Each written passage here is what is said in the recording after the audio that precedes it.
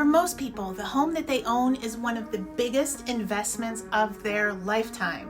When it's time to sell, what questions should you ask to make sure you are hiring the right realtor for the job? An expert who's going to get the job done with finesse and net you the greatest profit. There are a lot of agents out there who are full of hot air. Choosing the wrong one could cost you thousands of dollars, waste months of your time, and keep you up at night with worry and stress when you're selling your home.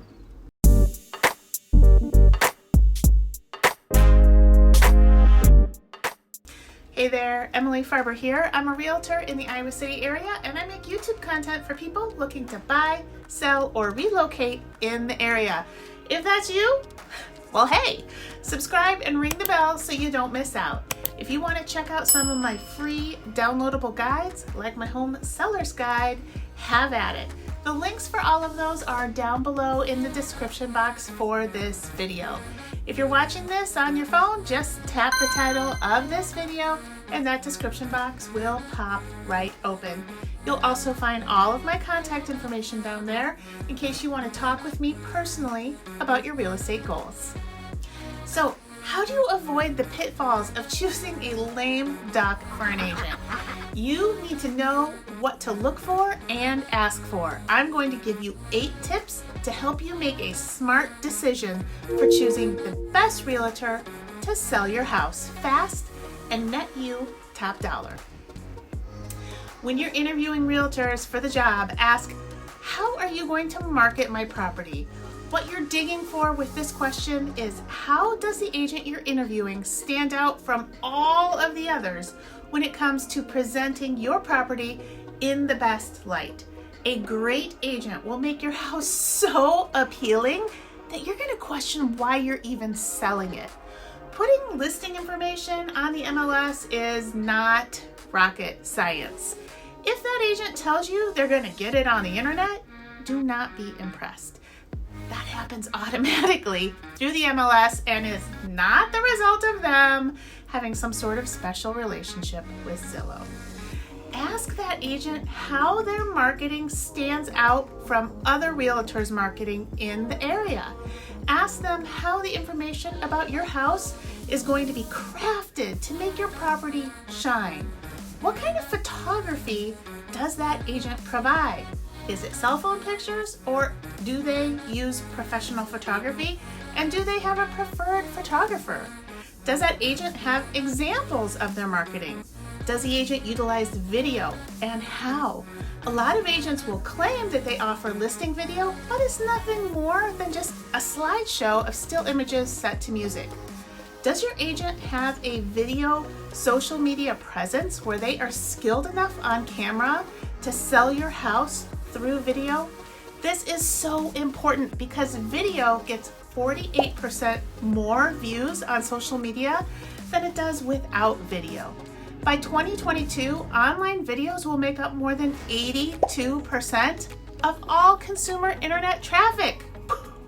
And 72% of consumers say they would rather learn about a product by way of video. What about floor plans? Does the agent do them or hire that service done? Buyers love floor plans with measurements to help them get a feel for the space. Does the agent stage him or herself, or do they hire stagers? Or do they not do it at all? If they do stage, do you like the staging, the style of the staging provided? Does it fit with the vibe of your house? What about other bells and whistles? Would your property benefit from drone photography or Matterport? What does the agent's printed marketing material look like? Is it just a copy of the MLS page or a simple flyer? Or is it a glossy, high-end piece of marketing that looks and feels curated? Ask for samples, and also do your own research by looking through that agent's other listings online. Does the agent use marketing to encourage buyers to create an emotional connection with the house? After all, this is a sales job that has a huge emotional component in it for most buyers.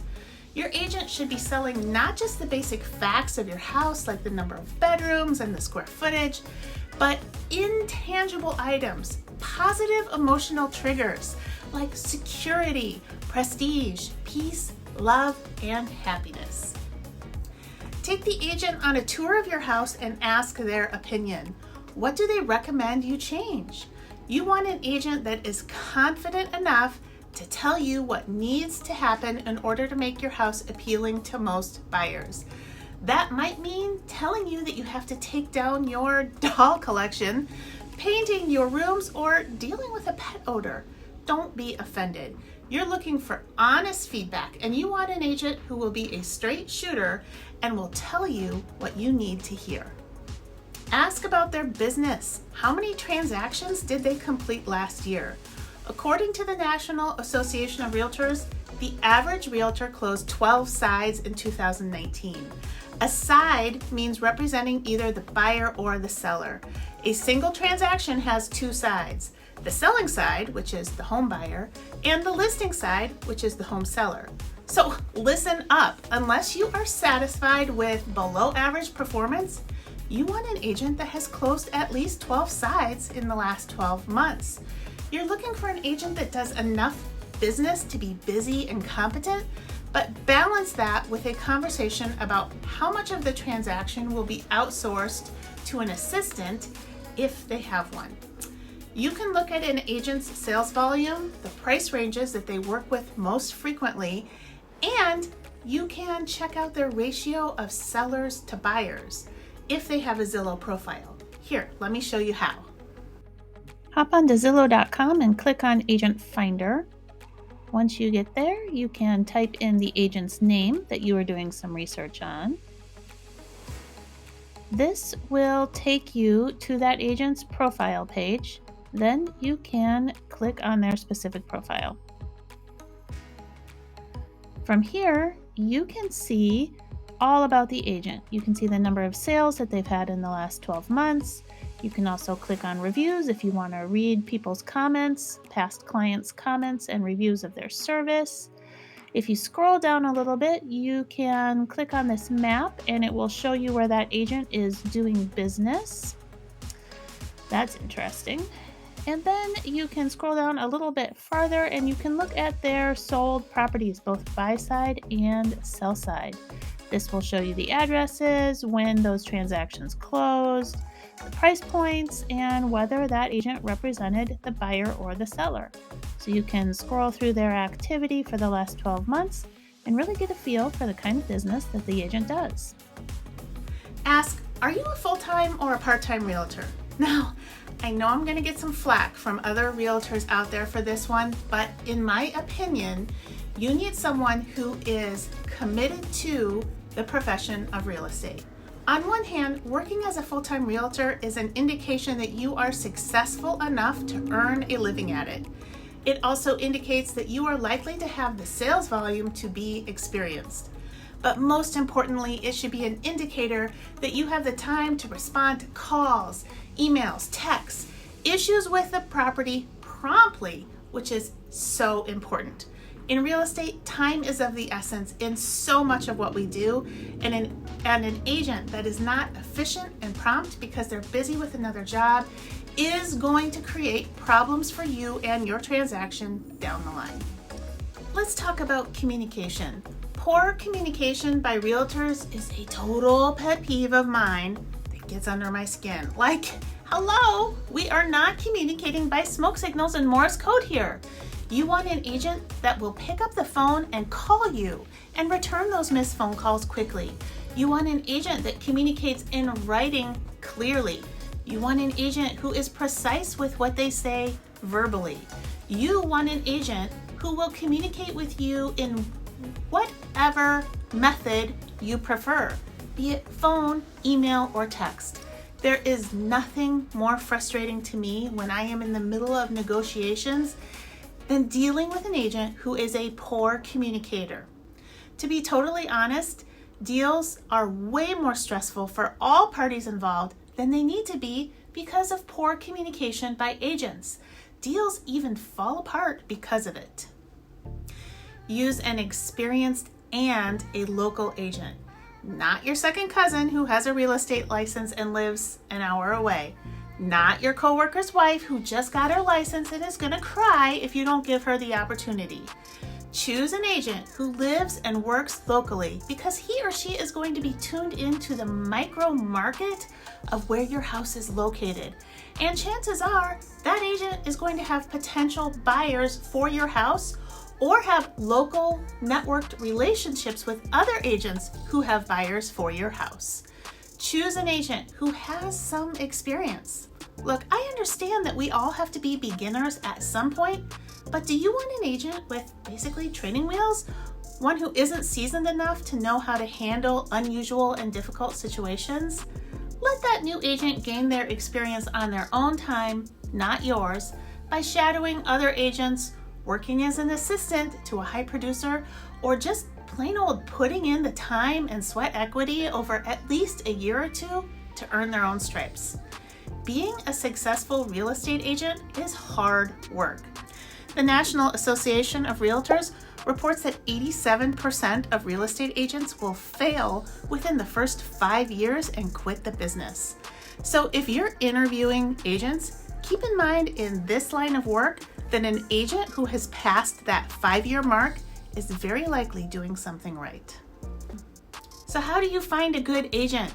Don't rely on websites like RamseySolutions.com, IdealAgents.com, EffectiveAgents.com, things like that to guide you to top producers. These are websites where an agent is paying money to be a member, essentially buying the leads. And you're the lead when you enter your contact information for access to their recommendation. Then that agent is charged a hefty referral fee. And by a referral fee, I mean 30% or more of that agent's commission check is going to go to that referring website when the deal closes. If an agent has to pay to be on somebody's top producer list, does that mean they are actually a top-notch and recommended agent? No. Instead, ask your friends, your family, your coworkers, your neighbors for recommendations. Read reviews online, places like Zillow or Google My Business.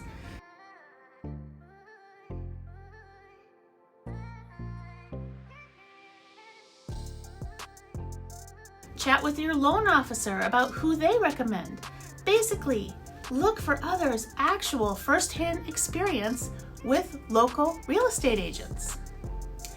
If you're interviewing several realtors and you ask for advice on what he or she thinks your house will sell for, do not automatically choose the agent who gives you the highest price, especially if the other agent's recommendations were clustered around another lower number. Some agents out there will inflate their recommended list price to essentially buy the listing, knowing that they'll be able to work you down on price later. Of course, you want the most money for your house. Your agent wants you to get the most money for your house. But if that number is not reality, you're just setting yourself up for a long haul of constantly trying to keep the house clean day after day, week after week. Keep the yard perfect, showing after showing interrupting your life, and the stress of not knowing when all of the pieces of your move are going to fall into place. Not to mention the potential appraisal problems down the road that could totally tip over your apple cart. Don't be fooled by somebody blowing hot air up your skirt about price. Look at the actual data and comps that that agent presents you with to justify their price recommendation, and then choose the agent that you trust to be a straight shooter with you. What tips do you have about choosing a realtor to list your house? I would love to hear your suggestions, so leave me a comment down below in the comments section. Hey, it's been fun, and I'll catch you later.